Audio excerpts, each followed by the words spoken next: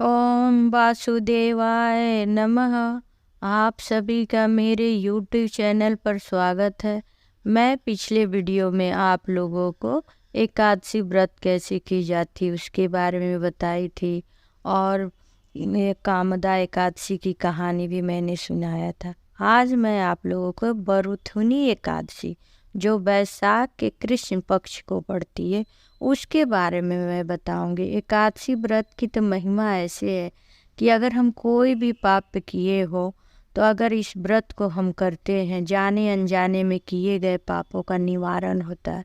या हमारे घर में कोई बीमार है या उसे किसी प्रकार की कष्ट है, तो हम पंडितों के समक्ष खड़े होके उनको ये अपने एकादशी व्रत के जो भी पुण्य है उनको हम देंगे, तो उनके भी कष्ट दूर होते हैं।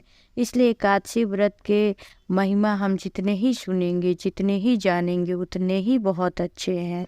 और एकादशी के व्रत तो हाँ सभी को करनी चाहिए, जिससे भी लगे कि हाँ हम भगवान का नियम कर सकते हैं। लेकिन हाँ, एकादशी व्रत का जो नियम है वो थोड़ा कठिन है। इसलिए आप जब ये पूरे नियम अच्छे से कर सकते तभी करें, नहीं तो ऐसे नहीं कि झटपट कर लिए, 2-4 कर लिए तो नियम पालन और फिर नहीं किए, ऐसा नहीं। तो इसलिए एकादशी व्रत को बड़े ही भाव से, बड़े ही शुद्धता से और अपने मन को एकाग्र करके हमें करनी चाहिए। आज मैं आप लोग को बरुथुनी एकादशी की कथा सुनाती हूँ। माधानता नामक एक राजा थे।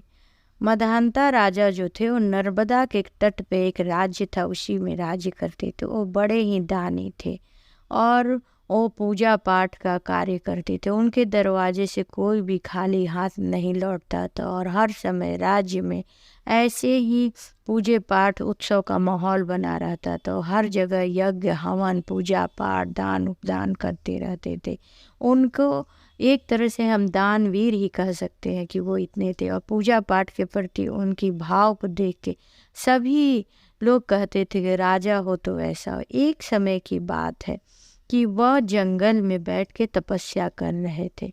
जब राजा तपस्या कर रहे थे, तभी वहाँ पर एक जंगली भालू आया, और भालू जो है राजा के पैर को वो नोचने लगा। लेकिन वह तो तपस्या कर रहे थे, इसलिए वह पैर हटा भी नहीं पा रहे थे।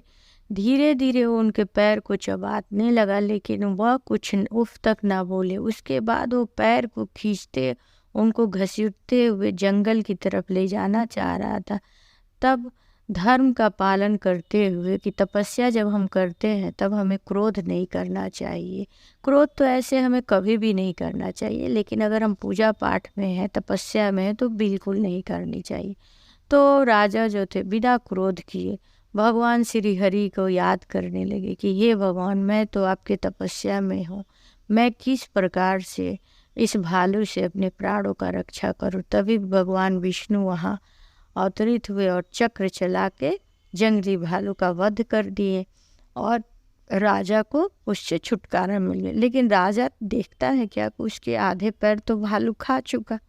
अब राजा को ये बात देख के, अपने पैर की हालत देख के बड़ी दुखी हो, वो उदास हो गए और मन ही मन सोचने लगे कि ये मेरे साथ क्या हो गया। जब श्री हरि विष्णु ये देख रहे थे कि वो बड़े ही उदास हैं, तो बोले राजा, तुम्हें उदास होने की कोई ज़रूरी नहीं है, तुम दुखी भी ना हो। तुम ऐसा करो, तुम मथुरा जाओ और वहाँ पे बरुथनी एकादशी का व्रत करो, और मेरे बराह रूप के अवतार की जो मूर्ति है उसकी पूजा करो। और तुम ऐसा करोगे तो पहले जैसा ही तुम्हारा पैर ठीक हो जाएगा। राजा क्या किए कि मथुरा चले गए, और जब बैसाख के कृष्ण पक्ष आया, उस दिन बरुथुनी एकादशी होती है। उस दिन राजा ने बड़े ही विधि विधान से पूजा पाठ की। दशमी के दिन से ही वो एकादशी व्रत का पालन करने लगे, और एक टाइम भोजन किए, निरामिष भोजन। फिर एकादशी के दिन सुबह उठ के पूजा पाठ करके भगवान के बराह अवतार का मूर्ति रख के उन्होंने पूजा पाठ किया। फिर द्वादशी के दिन जब पारना करना था तो पारण किए, और उस दिन उन्होंने पीले फूल चढ़ाए, पीले फल चढ़ाए, क्योंकि ये सब विष्णु भगवान को पसंद है। और साथ में लक्ष्मी माँ की भी पूजा की और 16 तरह के पूजे के सामान जो था वो अर्पित किए। फूल, फल, नवेद, दीप, धूप, जल और भी नाना प्रकार के श्रृंगार का सामान जो भी था सब उन्होंने अर्पित करके बड़े ही सच्चे भाव से पूजा की। और एकादशी के दिन हमें पीपल की भी पूजा करनी चाहिए, क्योंकि पीपल के जड़ में विष्णु भगवान का स्थान होता है। इसलिए पीपल के पूजा भी राजा ने किया।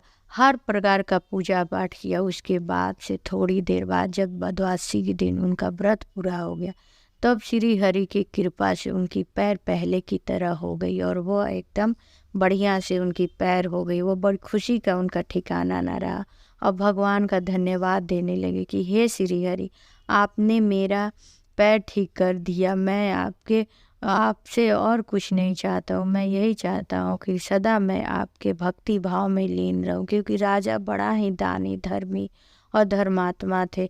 इसलिए उन्होंने भगवान से कहा तो भगवान बोले कि ठीक है, जो भी वरुथनी एकादशी का व्रत करेगा उसे मैं अवश्य ही अपनी कृपा प्रदान करूँगा। जिस प्रकार राजा ने वरुथनी एकादशी का व्रत किया और उनके सारे दुख दूर हुए, उसी प्रकार जो भी वरुथनी एकादशी का कथा सुनता है या सुनाता है उसकी भी भगवान सभी प्रकार से रक्षा करे।